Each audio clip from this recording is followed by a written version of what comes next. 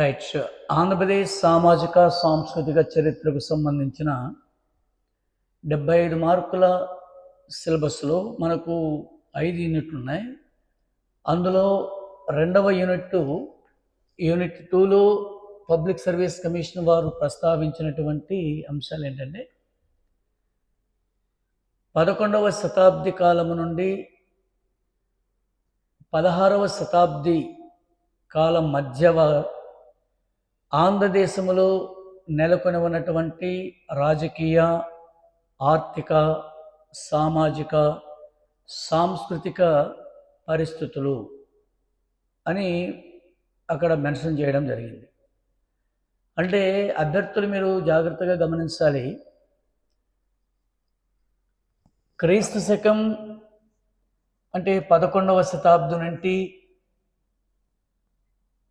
17వ శతాబ్ది మధ్యకాలం వరకు ఆంధ్రదేశంలో నెలకొని ఉన్నటువంటి వివిధ పరిస్థితులు అన్నప్పుడు దాదాపు 700 సంవత్సరాల కాలంలో ఆంధ్రదేశాన్ని పరిపాలన చేసినటువంటి వివిధ రాజవంశీయులు, వారి పరిపాలనా విశేషాలు, అలాగే వారి కాలంలో జరిగినటువంటి ప్రధానమైనటువంటి సంఘటనలు ఇత్యాది అంశాల మీద మీరు అవగాహన చేసుకోవాలి. అంటే 11వ శతాబ్దం నుంచి 17వ శతాబ్ది వరకు ఆంధ్రదేశాన్ని పాలించినటువంటి వివిధ రాజవంశాలను మీరు గుర్తుంచుకోవాలి.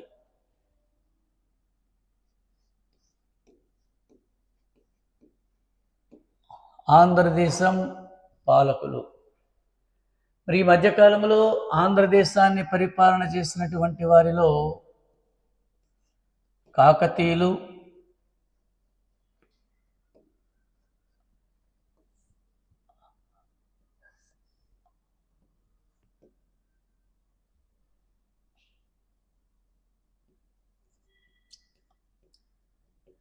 ముసునూరు నాయకులు,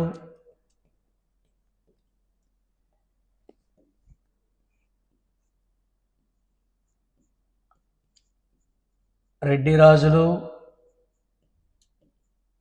రెడ్డి రూలర్స్,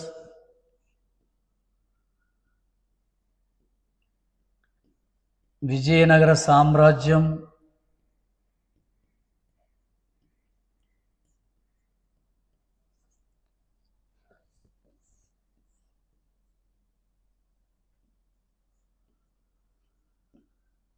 బహమనీ సామ్రాజ్యం,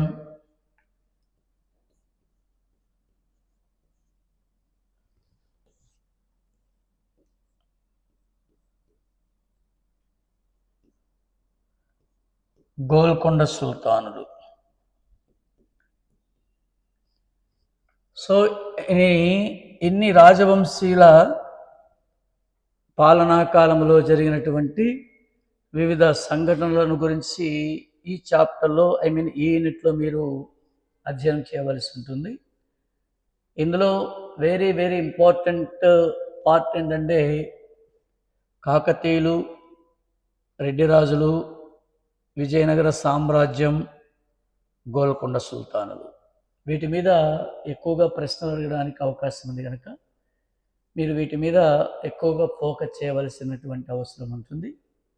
ఇందులో ముఖ్యంగా మీరు చదవలసినటువంటి కోణం, ఏ కోణంలో మీరు చదవాలి అంటే సామాజిక,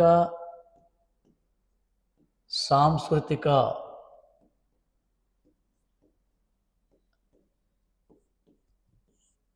ఆస్పెక్ట్లోనే చదవలసి ఉంటుంది. చాలా ఇంపార్టెంట్ ఇక్కడ.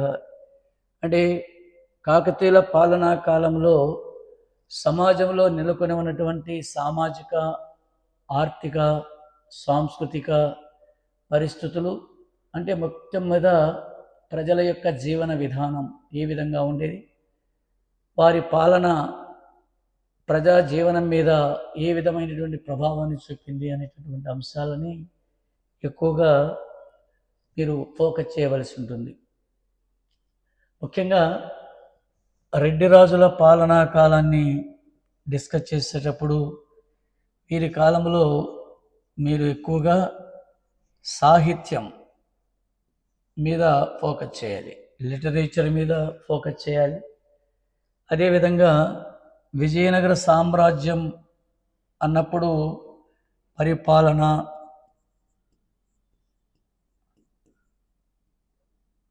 తర్వాత సాహిత్యం, ఈ రెండింటి మీద ఎక్కువగా ఫోకస్ చేయాలి.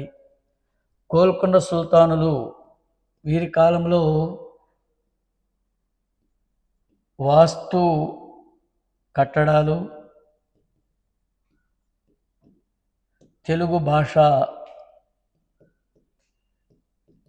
భాష అభివృద్ధి, వీటి మీద ఎక్కువగా ఫోకస్ చేయాలి. ఇలా చేసినట్లయితే మనకు ఈ యూనిట్లో అడిగేటటువంటి ప్రశ్నలకి సరైనటువంటి సమాధానాలు ఇచ్చి మీరు ఎక్కువ మార్కులు పొందడానికి అవకాశం ఉంటుంది. ఇందులో రెడ్డి రాజుల కాలంలో సాహిత్యం అన్నప్పుడు ఉదాహరణ గమనించండి. రెడ్డి రాజులచే పోషింపబడినటువంటి ప్రముఖ తెలుగు కవి శ్రీనాథ కవి సార్వభౌముడు. శ్రీనాథుడు రెడ్డి రాజుల ఆస్థానములో కేవలం విద్యాధికారిగానే కాకుండా కవిగా కూడా విశేషమైనటువంటి కీర్తి ప్రతిష్టతలు సంపాదించాడు. ఆ రెడ్డి రాజులలో ఒక పాలకుడైనటువంటి పెదకోమటి వేమారెడ్డి ఆస్థాన కవి. He was the court poet of Pedakomati Vemareddy. శ్రీనాథుడు ఒక హరవిలాసం అనే కావ్యాన్ని రాశాడు. హరవిలాసం అనేటటువంటి కావ్యము ఒక విధంగా శ్రీనాథ కవి సార్వభౌముని యొక్క ఆత్మకథగా మనం పేర్కోవాలి. ఆ హరవిలాసం అనేటటువంటి కావ్యంలోనే శ్రీనాథుడు తాను పడినటువంటి కష్టాలను, నష్టాలను చాలా వివరంగా వివరించాడు. అందులో ఒక చిన్న ఉదాహరణ, హరవిలాసములో పేర్కొన్నట్లు ఆయన కృష్ణానది ఒడ్డున ఉండే బొడ్డుపల్లి అనే గ్రామంలో 2 ఎకరాలు భూమిని కౌలుకు తీసుకోవడం, అలాగే తన భార్య అయినటువంటి శ్రీదేవి యొక్క సహకారంతో వ్యవసాయం చేసి పంట పెట్టడం, పంట పుష్కలంగా పండి పంట కోతకు వచ్చే సమయంలో కృష్ణానదికి వరదలు వచ్చి పంటంతా కూడా కొట్టుకుపోవడం, మిగతా అక్కడక్కడ ఉన్నటువంటి పంటను పశువులు, పక్షులు తినివేయడం. ఆ తదనంతరం ప్రభుత్వ అధికారులు కౌలు అడగడానికి వస్తే, మరి నేను పన్ను చెల్లించలేను, పంటంతా కూడా ప్రకృతి బీభత్సాలకి నష్టమైంది, నేను చెల్లించలేను అనేటటువంటి సందర్భంలోనే ప్రభుత్వ అధికారులు ఆయనను అనేక రకాలుగా హింస పెడతారు. ఆ అంశాన్ని హరవిలాసములో శ్రీనాథుడు ఈ క్రింది పద్యం ద్వారా ఈ విధంగా చెప్తారు. కృష్ణ వేణమ్మ కొనిపోయే, కృష్ణ వేణమ్మ కొనిపోయే ఎంత ఫలమో,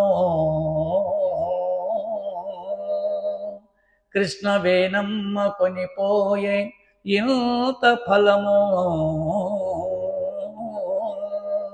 బిలబిలాక్షులు తినిపోయే తిలలు పెసలు,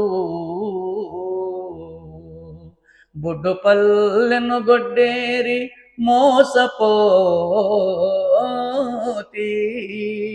బుడ్డుపల్లెను గొడ్డేరి మోసపోతి, ఎట్లు చెల్లిను తుటంకంబు, నేనెట్లు చెల్లిను తుటంకంబు 7 నూర్లు,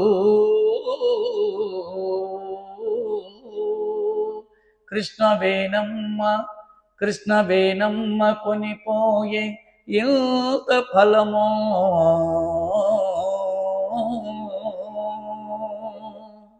all the best. Thank you.